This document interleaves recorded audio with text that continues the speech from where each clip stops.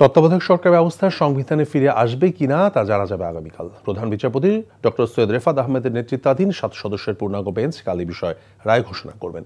একই সঙ্গে তত্ত্বাবধায়ক সরকার ব্যবস্থা ফিরে আসলে কততম সংসদ নির্বাচন থেকে তা কার্যকর হবে তাও স্পষ্ট হবে এই রায়ের মাধ্যমে। রিপোর্টারও জানাচ্ছেন হাসান জাবেদ। ত্রয়োদশ সংশোধনীর মাধ্যমে 1996 সালে সংবিধানে তত্ত্বাবধায়ক সরকার ব্যবস্থা অন্তর্ভুক্ত করেছিল বিএনপি সরকার। 3টি নির্বাচনও হয় সেই সরকারের অধীনে। এরপর এক রিটের প্রেক্ষিতে 2011 সালের মে মাসে এই ব্যবস্থা বাতিল করে ত্রয়োদশ সংশোধনীকে অবৈধ ঘোষণা করেন তৎকালীন প্রধান বিচারপতি খায়রুল হকের নেতৃত্বাধীন আপিল বিভাগের পূর্ণাঙ্গ বেঞ্চ।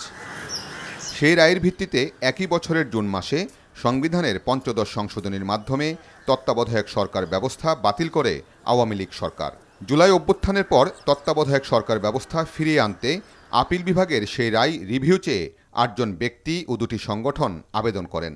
পরে শুনানি শেষে আপিলের অনুমতি দেওয়া হয়। সেই আপিলের উপর শুনানি শেষ হয় গত 11 নভেম্বর।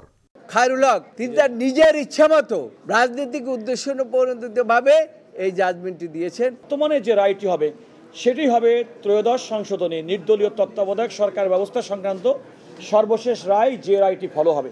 শুনানিতে অ্যাটর্নি জেনারেল বলেন, সংবিধান কোনো কোরআন বা বাইবেল নয় যে তাকে পরিবর্তন করা যাবে না।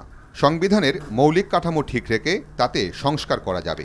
গণতন্ত্র যদি আমার বেসিক স্ট্রাকচার হয়, সেই গণতন্ত্রকে শানিত করার জন্য, ঋদ্ধ করার জন্য, উন্নত করার জন্য, সংরক্ষণ করার জন্য, সমৃদ্ধ করার জন্য যে কোনো পদক্ষেপই এটা বেসিক স্ট্রাকচারের সাথে মার্জ করবে। আপিলকারীদের আইনজীবীরা বলেন, তত্ত্বাবধায়ক সরকার ব্যবস্থা বাতিল করে নির্বাচনী ব্যবস্থা ধ্বংস এবং দেশের গণতন্ত্রকে নস্যাৎ করা হয়েছে। মানুষের মৌলিক অধিকার বলতে কিছু ছিল না। সুপ্রিম কোর্টের যে রায়টি ঘোষণা হবে, ভবিষ্যতে আর কোনোদিন কেয়ারটেকার গভর্নমেন্ট এবং নির্বাচন প্রসেস নিয়ে আমরা কেউই যেন আর অনিশ্চয়তায় না ভুগি। শুনানিতে সব পক্ষের আইনজীবীরাই তত্ত্বাবধায়ক সরকার ব্যবস্থা ফিরিয়ে আনার পক্ষে মত দেন। একই সাথে চতুর্দশ জাতীয় সংসদ নির্বাচন থেকে যেন তা কার্যকর করা হয় সেই আর্জিও জানান তারা। এই সরকারের পরবর্তী সরকার যারা আসবে সেখান থেকে যদি কার্যকর করেন, এখানে কোনো ব্যত্যয় হবে না। Hasan Jabed, NTV news, Dhaka.